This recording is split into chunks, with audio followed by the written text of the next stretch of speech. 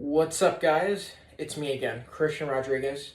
Today's going to be a quick video today, but I wanted to talk about um, dealing with unexpected things in business or even just in life. How I deal with it, and the reason why I wanted to talk about this because this happened to me. I'm working my first client. I submit the project, right? And then I have to make modifications for it, right? Or I didn't take out the proper leads that they wanted, so I have to go back in. So I go back into Appify, which is what I use, right, to scrape from Apollo. And little that I knew, Apollo and Appify have a dispute going on. They have a little bit of a dispute going on, so I'm not able to scrape leads from Apollo. So I've been looking at other platforms, and even one of the platforms that I even started freaking paying for, because that's how badly I want to get these leads. They said, "Oh, you have to wait a week because we're not ready for the updated version of Apollo." And I was just like, "Are you kidding me?" And I guess the point of what I'm talking about right now is that things in business or just anywhere in life, things are gonna happen. They're just unexpected things are always going to happen, and it could be frustrating. Like, I'm not going to pretend that I'm sitting here happy. Like, it's very annoying, of course, and it's something that's been in the back of my mind. So the fact that I can't really do much about it bothers me, but that's why I want to talk about it with you guys. And yeah, the tough part is that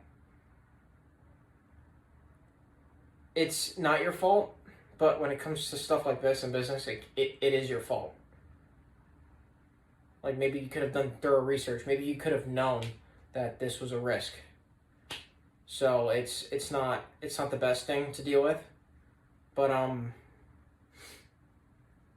that's the thing. Life is unpredictable. There's always things going on that you don't really know that can happen until they do happen. Like, look at during COVID, a lot of businesses shut down, got screwed over because of the pandemic. Restaurants went bankrupt. Many businesses went bankrupt because of COVID. Obviously, there were businesses that got rich, like Amazon. Amazon profited off of COVID, but most businesses, many of them, failed because of it. And yeah, that's the thing.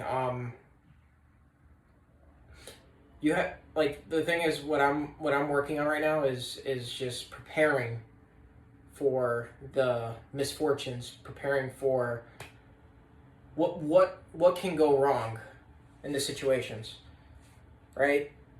So I write it down. Okay, what are the things that can go wrong? I'll make a WCCA analysis, which is a worst case consequence analysis, right? That's what I did before I came to Chicago. I created a WCCA analysis. And what I began doing, I learned this from the Millionaire Fastlane, and I was looking at the worst case scenarios. And I would say the worst case scenario in Chicago, the worst case scenario for me moving to Chicago is it doesn't work out how I want it to work out, and I move back to my parents' house, right? That was the worst case scenario, which doesn't seem that bad. It sucks. I don't want to move back into my parents' house. But if I have to, it's not catastrophic, right? It's the same with business, right? Worst case scenario, I get a job that I probably don't love, but then I buy myself time and I figure out what to do next, right?